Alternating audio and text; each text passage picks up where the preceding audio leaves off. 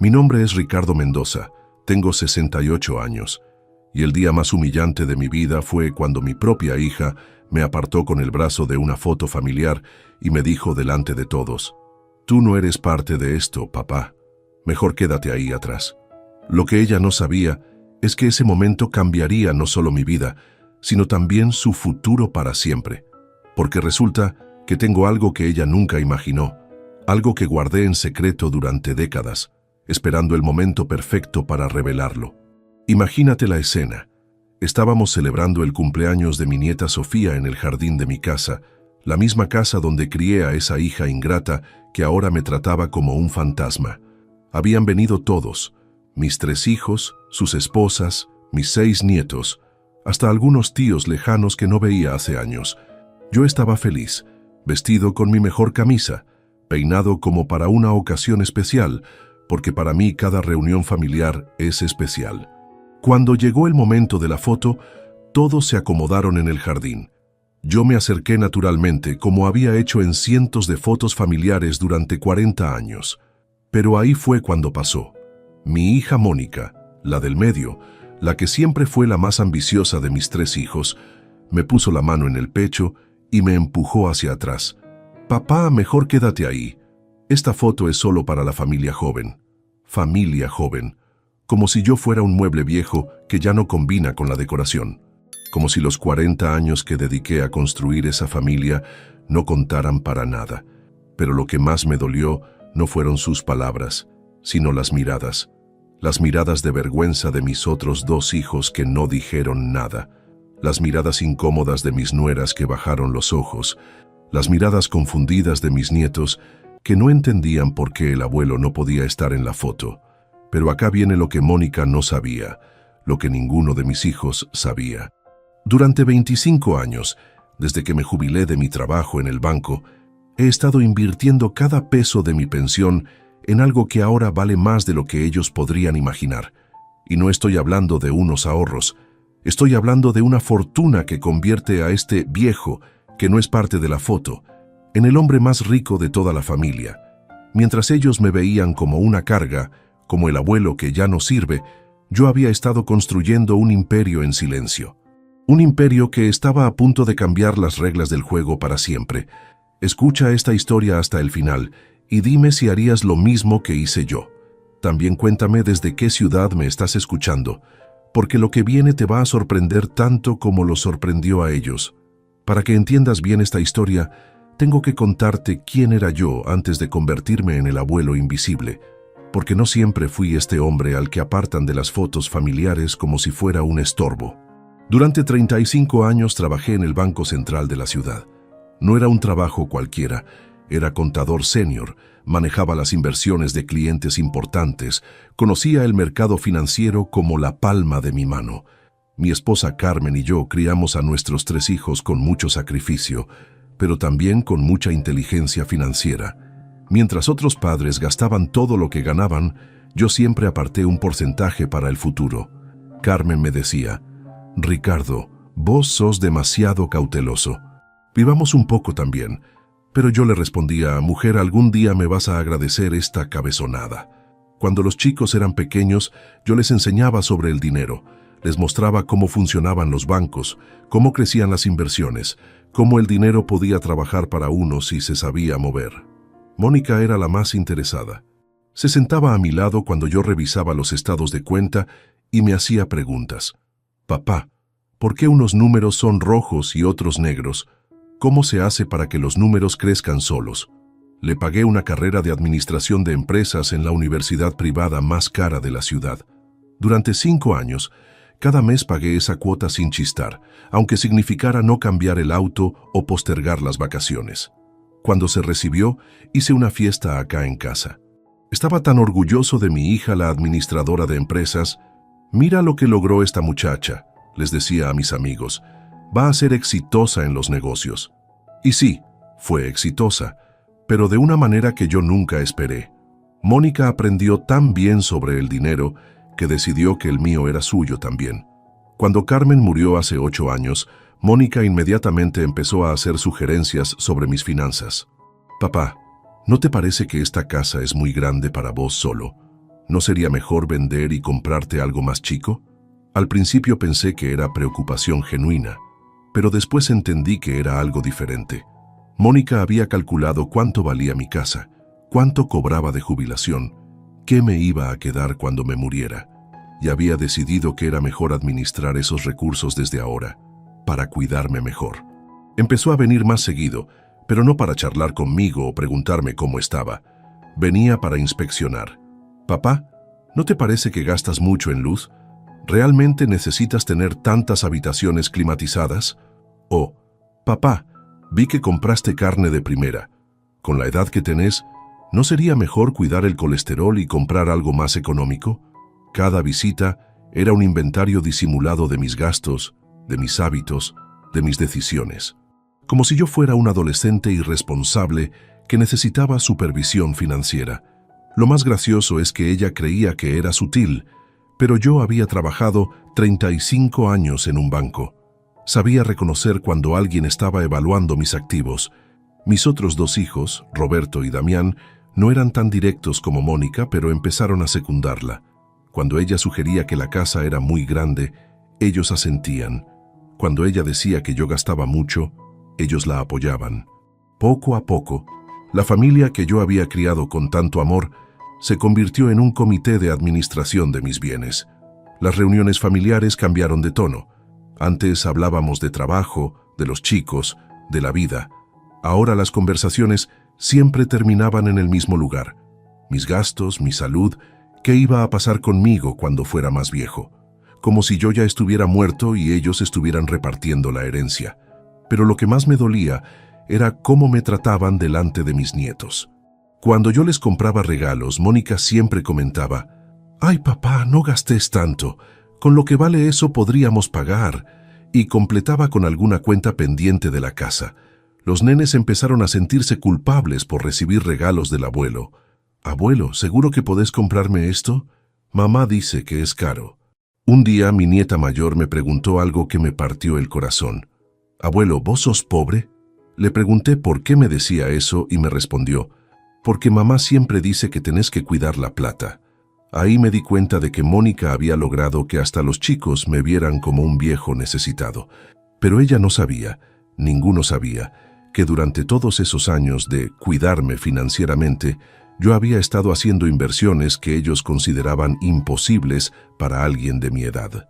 Inversiones que me habían convertido en algo que nunca pensaron que podría ser, un hombre verdaderamente rico.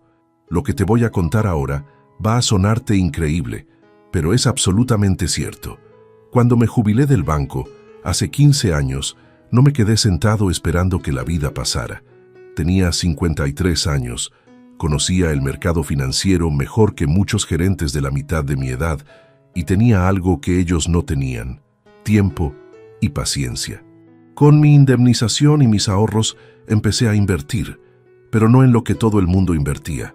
Mientras mis contemporáneos ponían su plata en plazos fijos o compraban dólares para guardar en el colchón, yo estudié el mercado inmobiliario con la misma dedicación con la que había estudiado cuando trabajaba en el banco. Descubrí que en los barrios periféricos de la ciudad se estaban vendiendo lotes enormes a precios ridículos porque estaban lejos del centro y no tenían servicios. Pero yo había visto los planos de expansión urbana que pasaban por el banco. Sabía que la ciudad iba a crecer hacia esos lados. Sabía que en 10 o 15 años esos terrenos baldíos iban a ser el corazón de nuevos barrios residenciales. Durante 2 años recorrí esa zona caminando, hablando con los dueños, estudiando cada lote. Compré 18 terrenos en diferentes puntos estratégicos, terrenos que me costaron lo que ahora vale un auto usado. Los vecinos me decían: «Ricardo, te estás volviendo loco. ¿Para qué querés tierras llenas de yuyos tan lejos de todo?». Pero yo sabía lo que hacía. Guardé los títulos de propiedad en una caja fuerte que instalé en mi casa, en un lugar donde nadie podía encontrarla. Ni Carmen sabía exactamente cuántos terrenos había comprado. Le decía que era una inversión para el futuro, pero nunca le di detalles. Quería que fuera una sorpresa cuando todo diera frutos. Además de los terrenos, empecé a invertir en la bolsa, pero no como un jubilado típico que busca seguridad. Invertí como el profesional que había sido durante 35 años. Estudié empresas, analicé balances, seguí tendencias. Cada mes, religiosamente, invertía el 80% de mi jubilación. Vivía con lo mínimo indispensable, pero nadie se daba cuenta porque siempre había sido austero. Cuando Mónica me preguntaba por qué no me daba más gustos, yo le decía: «Hija, a mi edad ya no necesito mucho para ser feliz». Ella lo interpretaba como resignación de viejo. En realidad, era estrategia de inversor. Los terrenos empezaron a subir de valor hace 5 años, cuando anunciaron que la nueva línea del subte iba a pasar por esa zona. Terrenos que había comprado por 5,000 pesos ahora valían 200,000 pesos cada uno. Pero yo no vendí ninguno. Esperé. Siguieron subiendo. Hace 3 años empezaron las construcciones de los primeros barrios cerrados en la zona. Mis terrenos ahora valían 500,000 pesos cada uno. Pero seguí esperando. Hace 1 año terminaron de instalar todos los servicios: luz, gas, agua, cloacas, internet de alta velocidad. El valor de cada terreno se disparó a 800,000 pesos. Pero lo mejor vino hace 6 meses, cuando una cadena de supermercados importante decidió abrir 3 sucursales en la zona y necesitaban comprar varios lotes juntos para construir. Me ofrecieron 1,200,000 pesos por cada terreno, por 18 terrenos. ¿Te das cuenta de lo que eso significa? Más de 21 millones de pesos solo en terrenos, y eso sin contar las inversiones en la bolsa, que durante 15 años habían crecido a una tasa promedio del 25% anual. Mi portfolio total superaba los 50 millones de pesos. 50 millones de pesos. Mientras mi hija me trataba como un viejo tacaño que tenía que cuidar cada centavo, yo era más rico que todos ellos juntos multiplicado por 10. Mientras me apartaba de las fotos familiares porque no era parte de la familia joven, yo tenía el poder económico para cambiar la vida de toda esa familia de una manera que ellos ni siquiera podían imaginar. Pero después del incidente de la foto, después de esa humillación pública, decidí que ya era hora de que supieran exactamente quién era Ricardo Mendoza, y no iba a ser de la manera que ellos esperaban.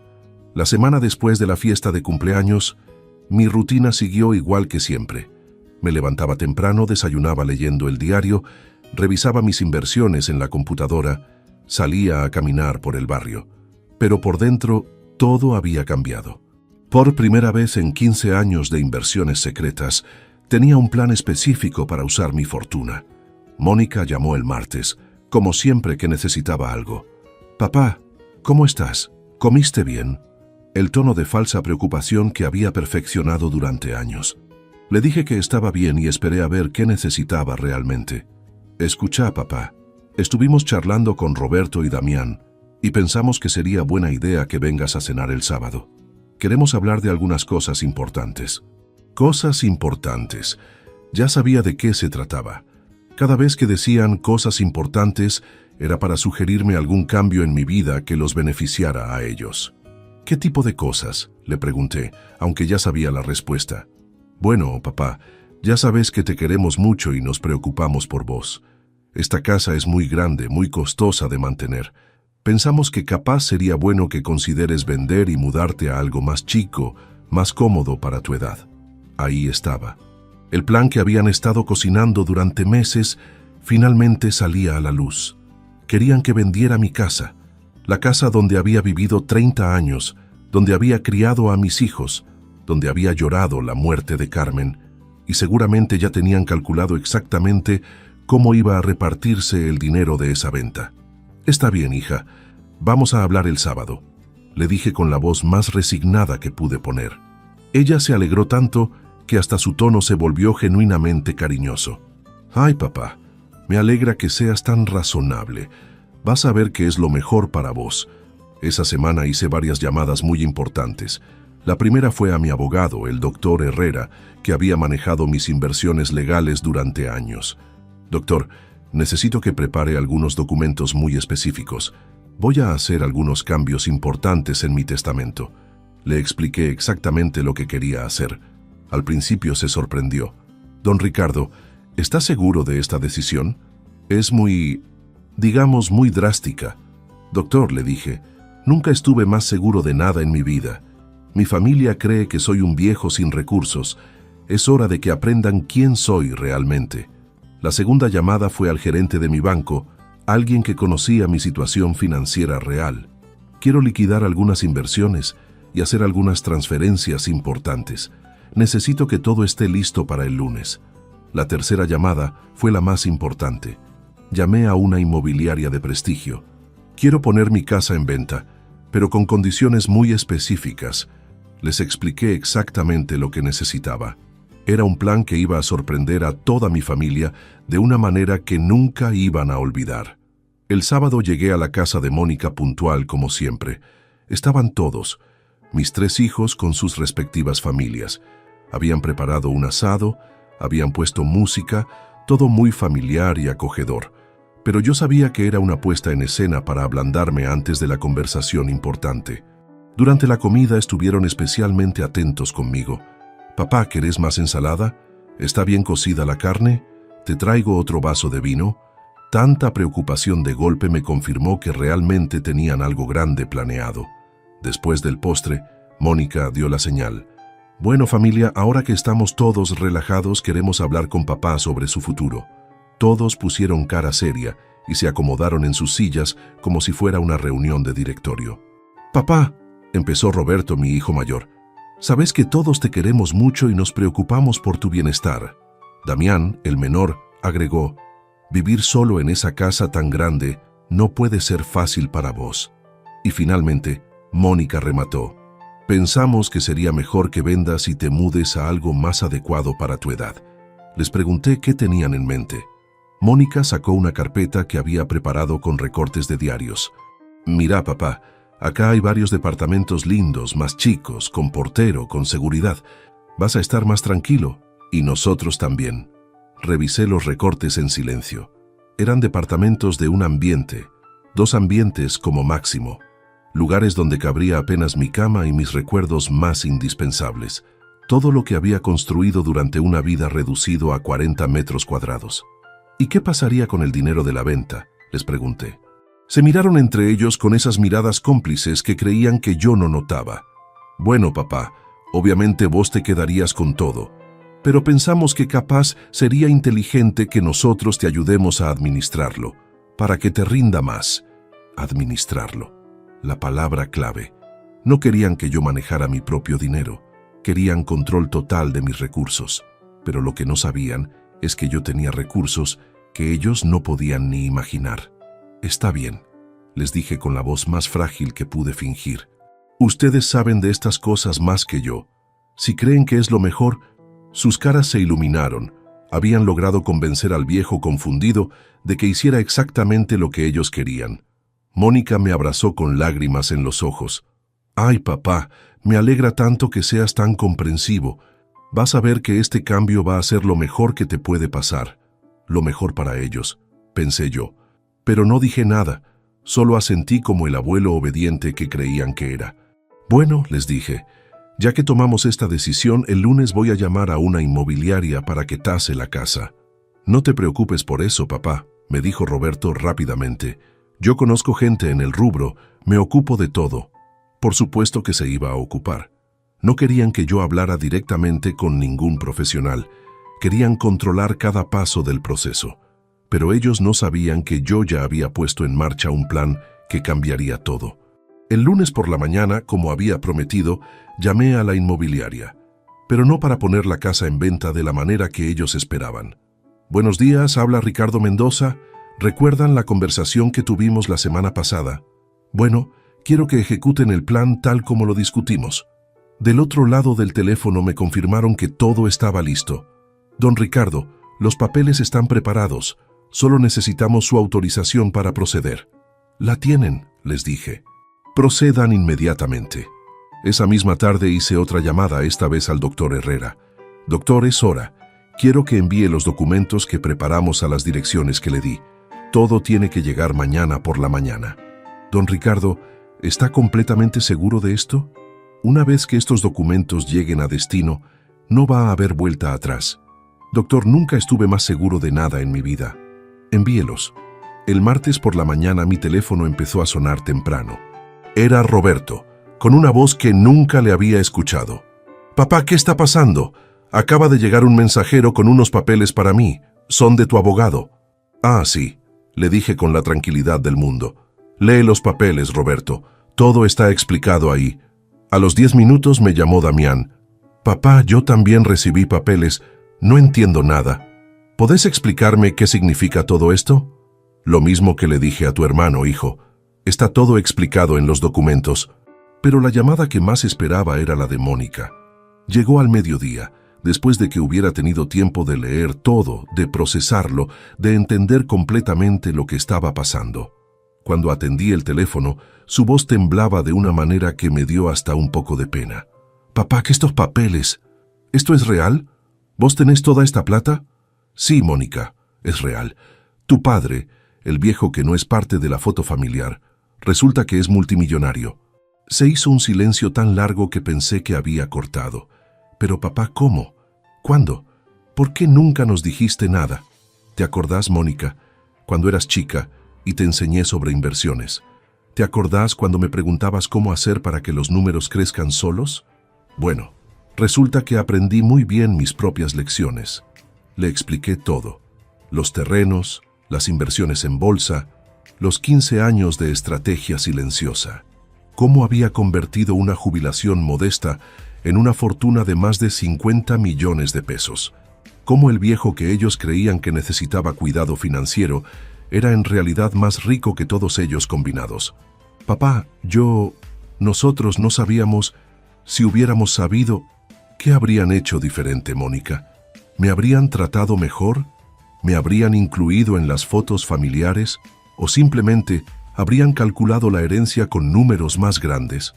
No supo qué responder, porque ambos sabíamos la verdad. Si hubieran sabido de mi fortuna, me habrían tratado mejor, pero no por amor. Me habrían tratado mejor por interés. Y eso era exactamente lo que yo necesitaba demostrarles. Los papeles que recibieron, continué, explican las nuevas condiciones de mi testamento. Como ustedes creen que soy demasiado viejo y confundido para manejar mis propios asuntos, decidí hacer algunos cambios importantes». Mónica empezó a llorar. No de tristeza, sino de pánico, porque había leído los papeles. Sabía exactamente lo que significaban. Sabía que su plan de administrar la herencia del viejo confundido acababa de convertirse en algo completamente diferente. «Papá, por favor, hablemos en persona. Debe haber un malentendido.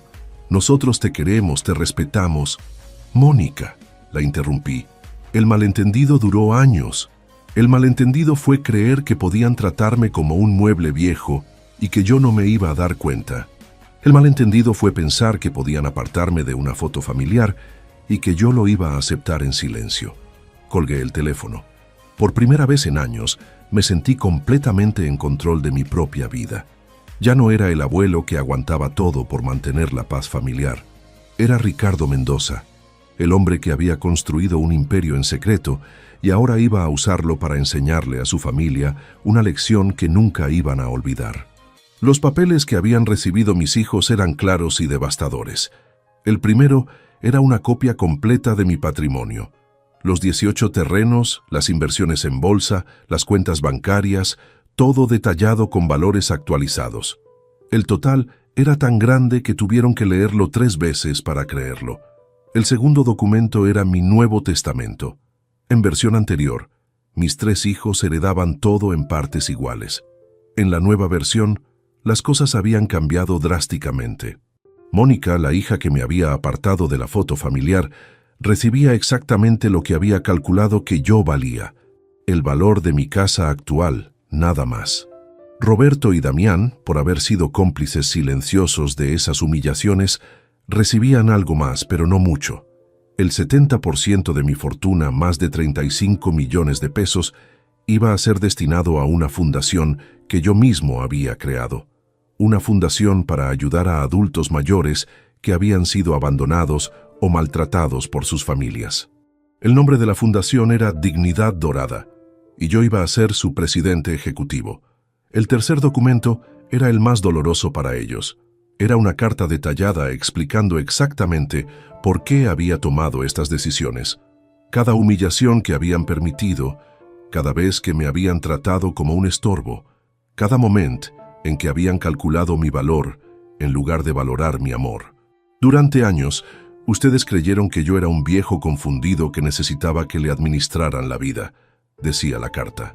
Resulta que mientras ustedes me trataban como una carga, yo estaba construyendo el futuro de esta familia.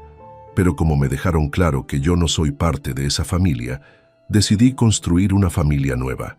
La fundación no era solo una forma de castigarlos.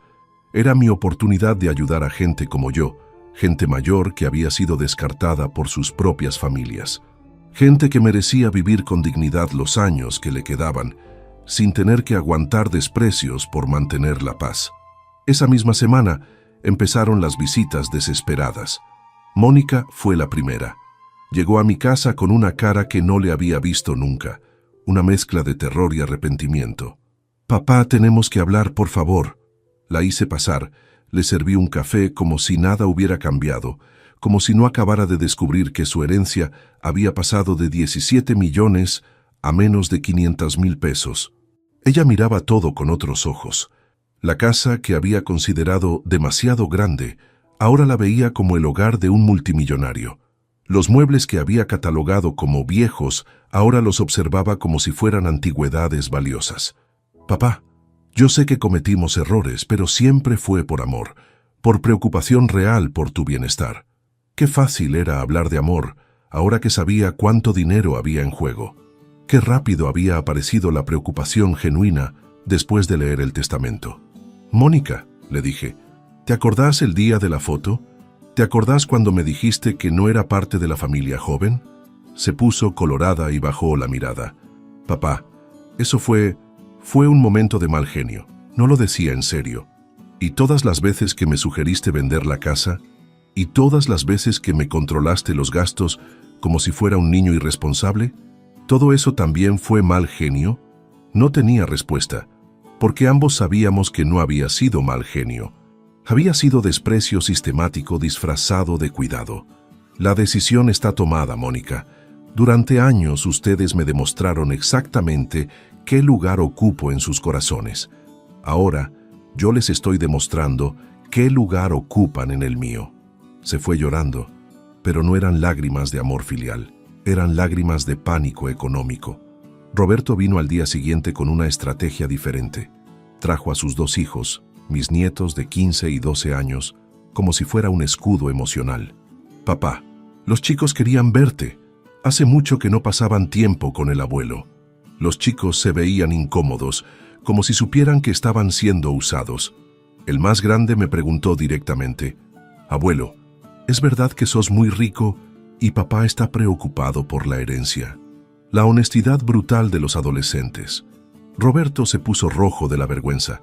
«Sí, mi nieto, es verdad que soy rico. Y también es verdad que tu papá está preocupado, pero no por mí. Está preocupado por él». Le expliqué a mis nietos, con palabras que pudieran entender, por qué había tomado estas decisiones. «Abuelo», me dijo mi nieta, «a mí no me gustó cuando mamá te apartó de la foto. Te veías triste». Ahí estaba. Una niña de 12 años había notado lo que los adultos habían fingido no ver. Mi tristeza, mi humillación, mi dolor. Pero había tenido más empatía que sus propios padres. Damián fue el último en venir y vino con la estrategia más inteligente de todos. No trajo chantaje emocional, no vino con excusas, vino con honestidad brutal. «Papá, la cagamos. Los 3. Te tratamos como la mierda y ahora estamos pagando las consecuencias». Me sorprendió su franqueza. Siguió hablando. «Mónica siempre fue ambiciosa, pero Roberto y yo fuimos cobardes. Te dejamos que te maltratara porque era más fácil que enfrentarla. Sabíamos que estaba mal, pero no dijimos nada. Por primera vez en meses, uno de mis hijos me estaba hablando como a una persona real, no como a un problema que resolver. Damián», le dije, «aprecio tu honestidad, pero la honestidad después de leer el testamento es fácil. ¿Dónde estaba esa honestidad cuando me apartaron de la foto? No tengo excusa, papá. Solo tengo arrepentimiento. Y entiendo que sea tarde». Se quedó callado un momento. No vengo a pedirte que cambies el testamento. Vengo a pedirte que me des una oportunidad de demostrar que puedo ser el hijo que vos mereces, aunque no herede nada. Esas palabras me llegaron más profundo de lo que esperaba, porque no hablaban de dinero, hablaban de relación, de respeto, de amor genuino. ¿Y cómo pensás demostrar eso?, se le pregunté. Quiero trabajar en tu fundación, gratis. Quiero ayudarte a ayudar a otros abuelos que pasaron por lo que vos pasaste. Quiero aprender de vos, no de tu plata, sino de tu sabiduría. Me quedé callado, evaluando si era sincero o si era la estrategia más sofisticada de todas. Damián, si realmente querés hacer eso, podés empezar mañana, pero con una condición. Si alguna vez, aunque sea una sola vez, me tratás con desprecio o me haces sentir como una carga, se termina todo, ¿entendido? Entendido, papá. Gracias por darme la oportunidad. La Fundación Dignidad Dorada empezó a funcionar 3 meses después. Compramos un edificio en el centro de la ciudad y lo convertimos en un centro de día para adultos mayores. No era un geriátrico, era un lugar donde la gente de mi edad podía pasar el día haciendo actividades, socializando, sintiéndose útiles y valorados. Damián cumplió su palabra. Trabajaba conmigo todos los días, aprendiendo sobre administración, sobre el cuidado de adultos mayores, sobre cómo tratar a las personas con dignidad sin importar su edad. Poco a poco fuimos reconstruyendo nuestra relación, pero sobre bases completamente nuevas. Mónica intentó varias veces más acercarse, pero siempre con propuestas relacionadas con el dinero. Papá, ¿no te parece que podrías reconsiderar algunas cosas del testamento? Digo, por los chicos. Los chicos. Siempre usaba a mis nietos como excusa cuando le convenía, pero nunca se preocupó por cómo se sentían ellos cuando me humillaba. Roberto adoptó una estrategia diferente. Empezó a venir de visita regularmente, pero se notaba que era forzado. Hablaba conmigo como si fuera una tarea pendiente, como si cumplir con el viejo rico fuera su nuevo trabajo de medio tiempo. La diferencia con Damián era abismal. Un día, Roberto me trajo una propuesta de inversión. Papá, tengo un amigo que maneja fondos de inversión. Dice que podríamos duplicar tu plata en 2 años. Ahí estaba otra vez. Después de descubrir que yo era multimillonario, todos tenían ideas sobre qué hacer con mi dinero. Roberto, le dije, ¿te parece que alguien que convirtió una jubilación modesta en 50 millones de pesos necesita consejos de inversión de tu amigo? Se puso colorado. No, papá, tenés razón, solo pensaste que podías administrar mejor mi plata que yo, igual que siempre. Los meses pasaron y la fundación creció. Ayudábamos a más de 200 adultos mayores por semana. Teníamos talleres de carpintería, clases de computación, grupos de lectura, hasta un coro de abuelos que se presentaba en eventos de la ciudad. Yo era más feliz de lo que había sido en años. Una tarde, mientras revisaba algunos papeles en la fundación, llegó mi nieta mayor. Tenía 16 años y había venido sola sin sus padres. Abuelo, ¿puedo hablar con vos? Me sorprendió verla. Desde el conflicto familiar, los contactos con mis nietos habían sido muy limitados. Claro, mi amor, siempre podés hablar conmigo. ¿Qué necesitas? Se sentó y me miró con esos ojos serios que tienen algunos adolescentes cuando van a decir algo importante. Abuelo, quiero que sepas que yo nunca estuve de acuerdo con cómo te trataban. Me contó que había discutido varias veces con sus padres sobre el tema. Yo les decía que no estaba bien cómo hablaban de vos, pero ellos me decían que era muy chica para entender. Una chica de 16 años había entendido lo que adultos de 40 no pudieron ver. Abuelos, ¿es verdad que nosotros no vamos a heredar nada? Me preguntó directamente. La verdad, mi amor, es complicada. El dinero va a ir a la fundación porque creo que puede ayudar a mucha gente, pero hay algo que sí van a heredar ustedes. Le expliqué sobre el fideicomiso que había creado para mis nietos. No era tanto dinero como lo que habrían heredado en el testamento anterior, pero sí lo suficiente para asegurarles una educación universitaria y un buen comienzo en la vida. Pero hay una condición, le dije. ¿Cuál? Que aprendan a tratar a las personas mayores con respeto y dignidad, que entiendan que la edad no es una enfermedad ni una carga, que sepan valorar la experiencia y la sabiduría. Ella asintió seriamente. Eso ya lo aprendí, abuelo, de vos. Hace 6 meses recibí una llamada que no esperaba. Era de un periodista del diario más importante de la ciudad. Don Ricardo, nos llegó información sobre su fundación y su historia personal. ¿Estaría dispuesto a dar una entrevista? Al principio dudé. No quería exponerme públicamente, pero después pensé que mi historia podría ayudar a otros adultos mayores que estaban pasando por situaciones similares. Acepté la entrevista. El artículo se publicó un domingo en la sección principal del diario. El título era «El jubilado que construyó un imperio en secreto para enseñar una lección a su familia». Contaba toda mi historia: las inversiones, los terrenos, la humillación de la foto, el cambio del testamento, la creación de la fundación. La respuesta fue increíble. Me llamaron de programas de radio, de canales de televisión, de otros diarios. Pero lo más importante fueron las llamadas de gente común. Adultos mayores que se sentían identificados con mi historia, familiares que reconocían que habían cometido los mismos errores que mis hijos. Una señora de 75 años me llamó llorando. «Don Ricardo, mi historia es igual a la suya. Mis hijos me tratan como si fuera un mueble viejo». Le di la dirección de la fundación. «Venga mañana mismo. Acá va a encontrar gente que la va a valorar por lo que es». El programa de televisión más visto del país me invitó. «Don Ricardo, queremos que cuente su historia en nuestro programa. Creemos que puede ayudar a mucha gente». Acepté, pero con una condición: que me permitieran hablar sobre la fundación y sobre el problema real del maltrato a adultos mayores. La entrevista fue vista por más de 2 millones de personas. Las redes sociales se llenaron de comentarios de apoyo, pero también de críticas. Algunos decían que había sido muy duro con mis hijos, otros que había hecho bien en poner límites. Mónica me llamó después del programa. «Papá, estoy recibiendo llamadas de todo el mundo. Los vecinos, los compañeros de trabajo, todos saben nuestra historia». «¿Y eso te molesta?», le pregunté. «Me da vergüenza», me respondió honestamente. «Mónica, la vergüenza la sentí yo durante años cada vez que me trataban como si fuera invisible.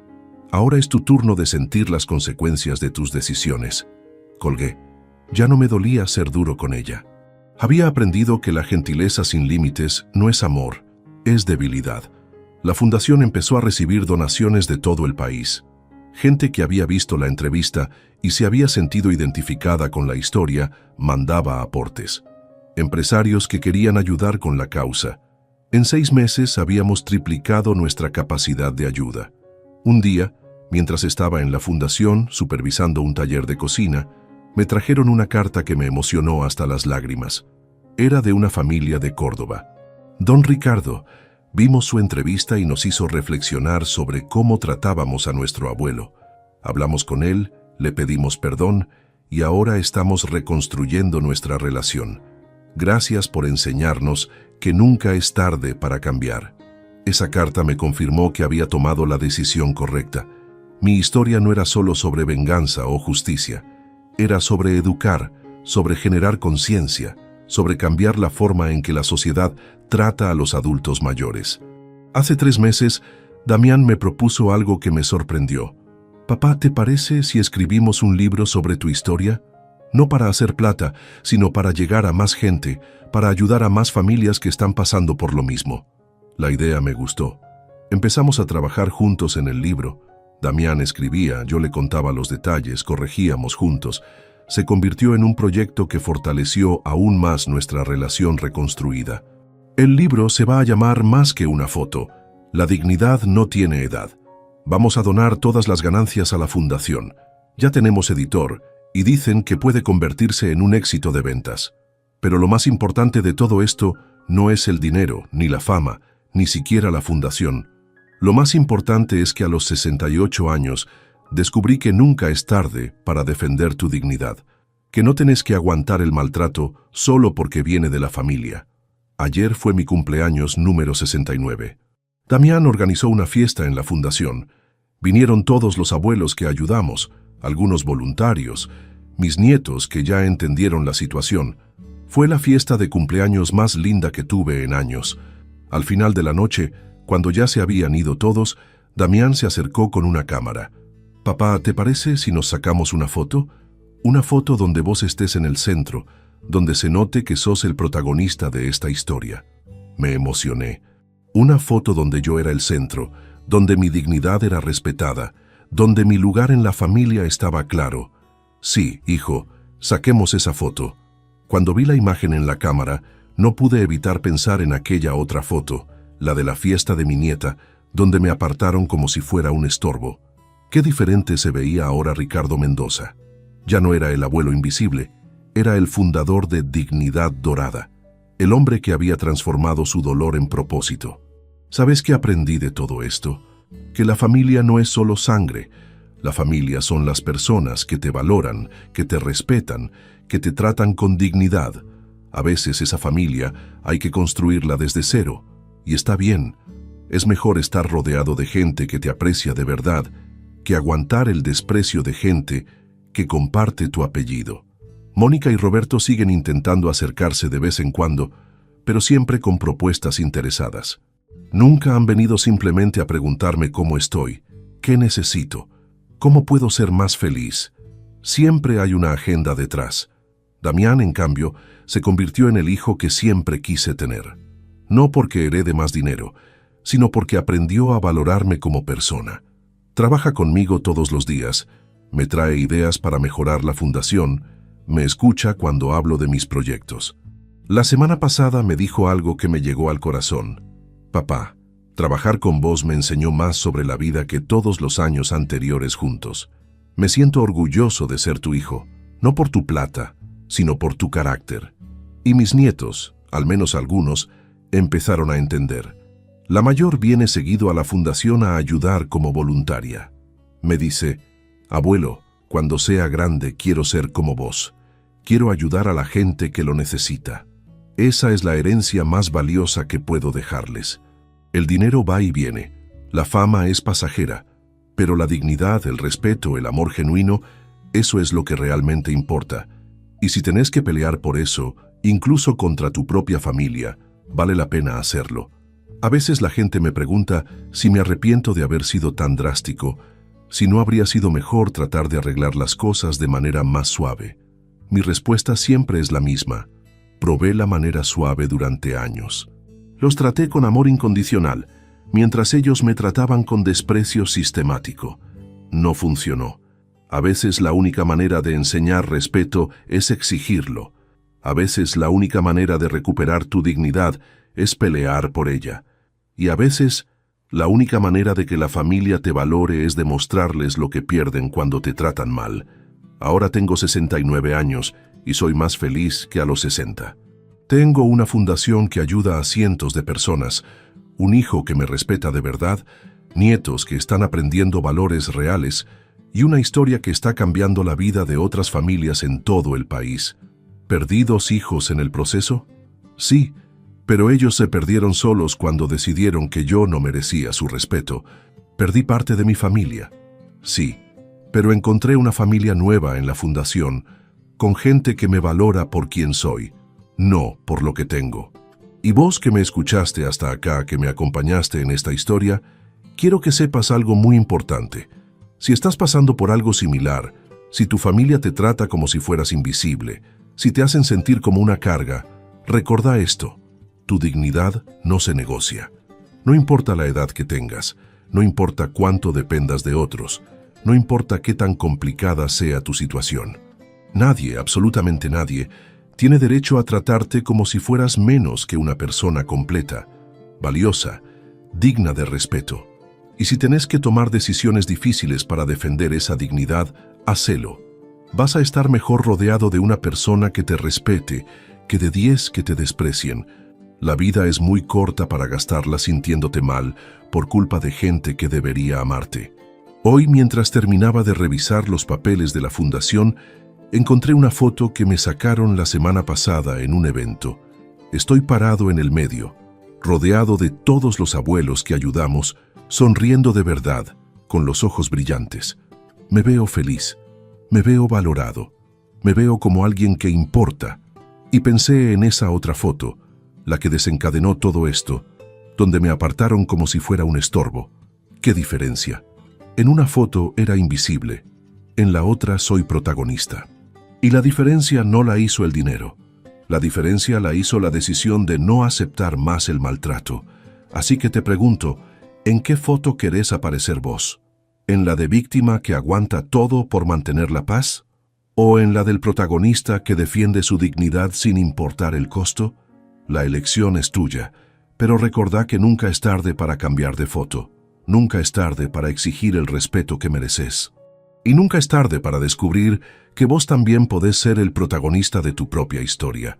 Contame qué harías vos en mi lugar. Contame si esta historia te llegó al corazón como a mí me llegó vivirla. Y contame desde qué ciudad me estás escuchando, porque quiero saber que mi mensaje está llegando lejos, que otros abuelos como yo se sienten menos solos después de escuchar lo que pasé. Porque al final, lo que realmente importa no es cuánta plata tengas en el banco. Lo que importa es cuánto respeto tenés en tu vida. Y ese respeto a veces hay que ganárselo a pulso, como me lo gané yo.